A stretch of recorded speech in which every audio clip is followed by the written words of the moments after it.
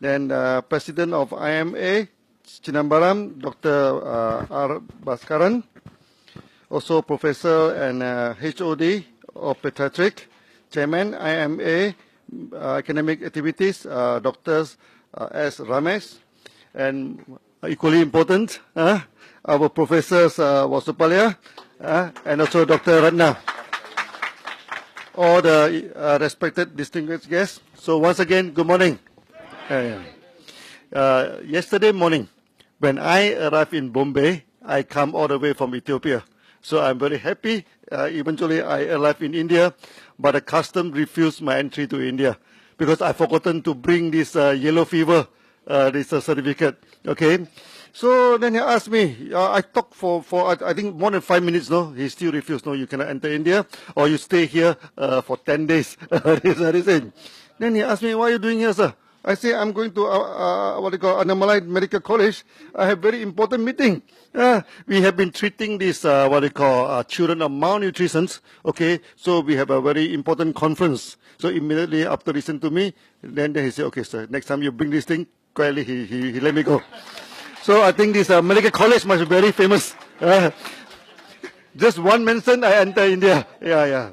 So we talk about global health. Okay, many people thought that malnutrition is only like developing country, India, and also in Ethiopia. Ethiopia also about 40% malnutrition. That's not true. Even in advanced country like Australia, Europe, America, also suffering from malnutrition. Okay, let me explain. One day, when I remember many years ago, okay, I went to Australia to give my first lecture in Australia. So there are many doctors coming. Okay, this thing. So before I start my lecture, one of the doctors told me, Dr. Lim, today you better don't talk about granuloma. Okay, then I asked him why. They wanted to know acupuncture because we are very familiar with acupuncture. They want to know acupressors. They say, don't talk about granuloma. I asked him why. Because we do not need mushroom. We do not need spirulina. He told me. I asked him why. He said, look, Dr. Lim, in Australia, we have very clean food, organic food. We take organic food, we clean food. And our water is very clean. Okay, you open the taps, you can drink the water. The water is very clean. The air is also very clean. In Australia, you look at the sky, it's very blue, very clean. This thing. So we have clean food, we have clean water, we have clean air. We do not need this food supplement, this thing. Then I'm thinking, what to explain to them? Then I asked them one question, In Asia Pacific, I mean Malaysia, Hong Kong, China, Australia, New Zealand, which country have the highest suicidal rate? People commit suicide. Which country have the highest mental breakdown? It is Australia. Then I asked Australian, now you have clean food, you have clean water, you have clean air, clean government, everything clean. Why should you commit suicide? And why should you become cracker? This is the thing. Then they asked me why. Then I told them, you are suffering from malnutrition. Then they say, Dr. Lim, you must be mistaken. This is Australia, this is not Africa. Okay. I told them, many people associate malnutrition with insufficient of food.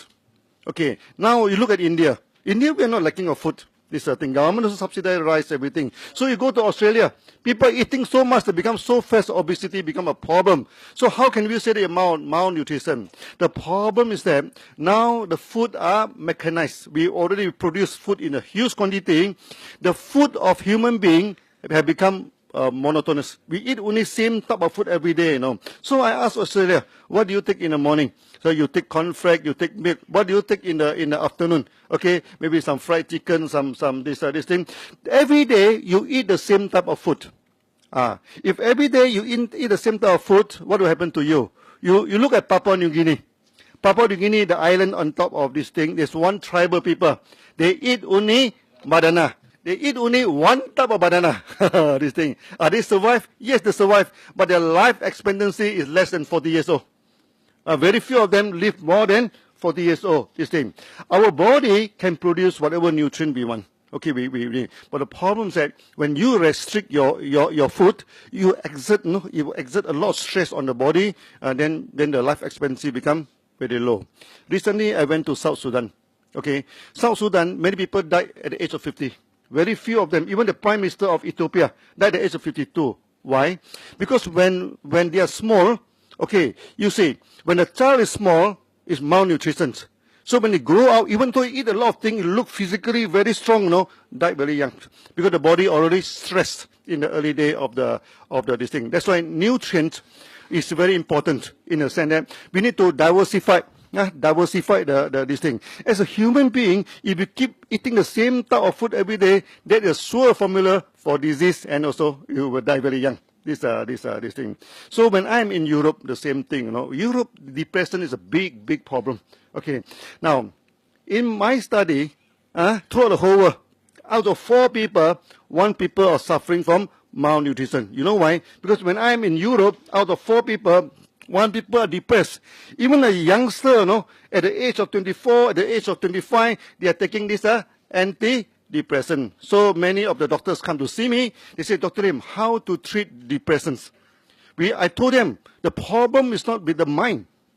The problem is with the body, the stomach. You have not enough food. You have not enough nutrition. Okay, so that the body had to produce a nutrition. You stress the organs. When you stress the organs, your fetal the biochemical inside the body will not be balanced. When the biochemical in the body will not be balanced, your mind cannot be balanced.